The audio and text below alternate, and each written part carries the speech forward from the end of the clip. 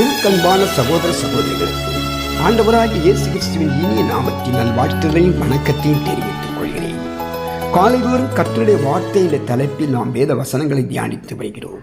இன்றைக்கு தியானத்திற்கு எடுத்துக்கொண்ட வேத வசனம் சங்கீதம் 22:1 என் தேவனே, என் தேவனே, ஏன் என்னை கைவிட்டீர்?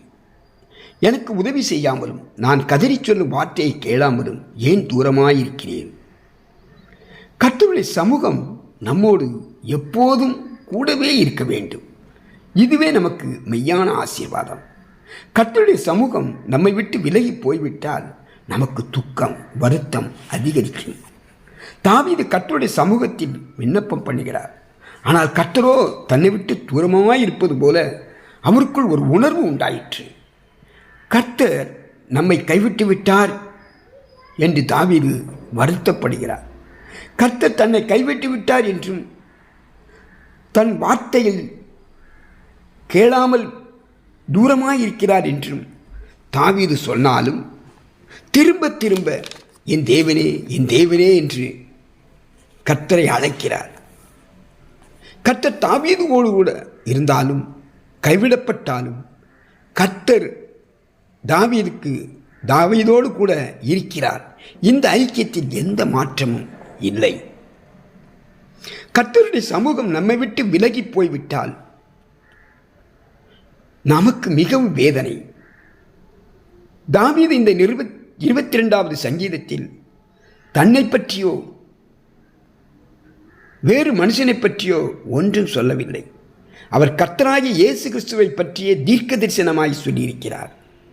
மத்தேயு 27:46 9 மணி நேரத்தில் இயேசு ஏலி ஏலி லாமா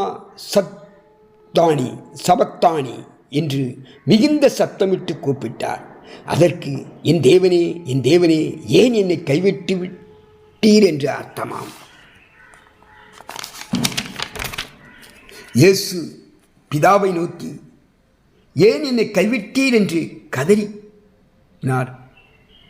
கைவிடப்படுதல் என்பது மிகுந்த வேதனை. பிள்ளைகள் பெற்றோரால் கைவிடப்படும் பொழுது, பெற்றோர்கள் பிள்ளைகளால் கைவிடப்படும் போது, கணவன் மனைவி ஒருவரை ஒருவர் கைவிடப்படும் பொழுது, வயதான பெற்றோர்கள் பிள்ளைகளால் கைவிடப்படும் பொழுது எவ்வளவு வேதனை. உடன்பிறப்பவர்கள் ஒவ்வொருவருக்கும் கைவிடப்படும் போது எவ்வளவு வேதனை. பிதாவாகிய தேவனும் குமாரனாகிய இயேசுவும் எப்பொழுதும் இணைந்திருந்தார்கள். என்னை அனுப்பினவர் என்னோடு கூட இருக்கிறார். பிதாவிற்கு பிரியமானதை நான் எப்பொழுதும் செய்கிறபடியால் அவர் என்னை தனியே இருக்க விடவில்லை. பிதாவும் நானும் ஒன்றாய் இருக்கிறோம் என்று ஆண்டவராகிய இயேசு கிறிஸ்து சொல்லியிருக்கிறார். ஆனால் சிலுவையில் தொங்கிய அந்த நேரத்தில் அதிக வேதனையோடு தொங்கின பொழுது பிதா அவர் மீது கொண்டிருந்த உறவு துண்டிக்கப்பட்டதை நாம் பார்க்கிறோம். அந்த தனிமையில் ஏற்பட்ட வேதனையினால் இயேசு சத்தமிட்டார். அந்த தனிமையின் வேதனையை இயேசு உணர்ந்தார், சகித்தார் என்பது என் தேவனே, என் தேவனே, ஏன் என்னை கைவிட்டீர் என்று மிகுந்த சத்தமிட்டு கூறியதன் மூலம் தெளிவாகிறது. கிறிஸ்து நமது பாவங்களின் பாரத்தினால் பாடுபட்டு மரித்தபோது திடீரென கைவிடப்பட்டவராக, தனிமையில் விடப்பட்டவராகவும், பிதாவோடு இருந்த தொடர்பு அற்றுப்போனவராகவும் இருந்தார். ஆயினும் அவர் பட்ட பாடுபலிகளால் நான் உன்னை விட்டு விலகுவதும் இல்லை, உன்னை கைவிடுவதும் இல்லை என்ற பிதாவின் வாக்கு தத்தத்தை நமக்கு சுதந்திரமாக்கி தந்துள்ளார்.